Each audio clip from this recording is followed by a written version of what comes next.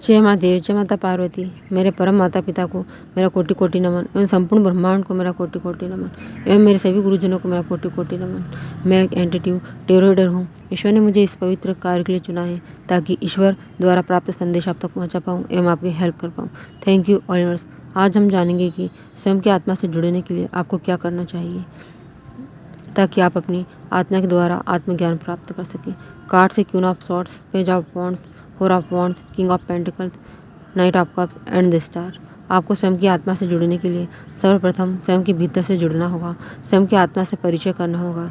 यह शरीर आत्मा के अभाव में कुछ भी नहीं है। आपने इस संसार में एक आत्मा के रूप में जन्म लिया है। यह शरीर तो नश्वर है, किंतु आपकी आत्मा जन्म जन्म से आपके साथ है, क्योंकि मात्र आपकी शरीर बदलता है किंतु आत्मा वही रहती है। आत्मा हर जन्म में किसी उद्देश्य से जन्म लेती है, इसलिए आप अपनी आत्मा को पहचानिए, क्योंकि आत्मा में स्वयं परमात्मा विराजित है। इसलिए आप अपनी आत्मा के भीतर बैठे परमात्मा को पहचानिए। जब आप अपनी आत्मा में विराजित परमात्मा से जुड़ जाओगे तब आपको अपार खुशियों का अनुभव होगा। आपको अपना जीवन नया नया सा लगने लगेगा। आपको हर दिन उत्साह से भर जाएगा। आपको अपने जीवन में कभी किसी बात की कमी महसूस नहीं होगी। जब आपकी अंतरात्मा में बैठे परमात्मा स्वयं आपसे जुड़ जाएंगे तब आप प्रतिदिन ज्ञान की प्राप्ति का अनुभव कर पाओगे।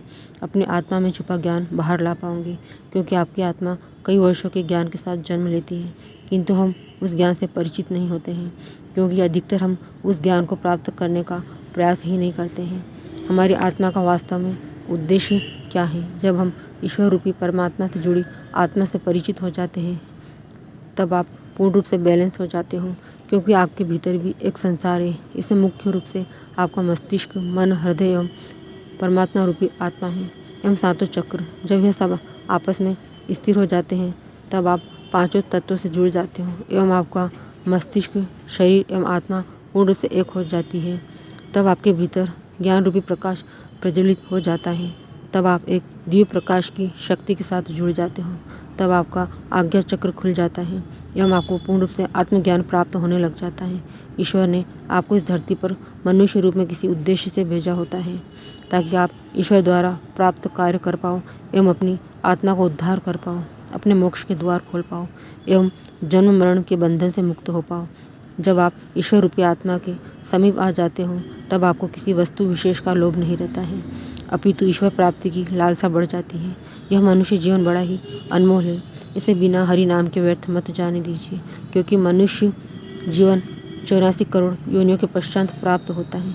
इसलिए आप ईश्वर रूपी परमात्मा से नहीं जुड़ पाए तो यह मनुष्य जीवन व्यर्थ है, क्योंकि मनुष्य की योनि में ही हम अपने मोक्ष के द्वार खोलने की क्षमता रखते हैं।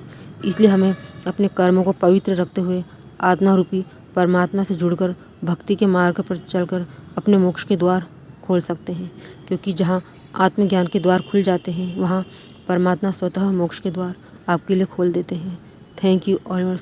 आज के लिए इतना ही संदेश। मैं ईश्वर से प्रार्थना करती हूँ कि आप अपने जीवन में सदैव प्रसन्न रहें एवं नई नई सफलताओं के साथ आगे बढ़ते रहें।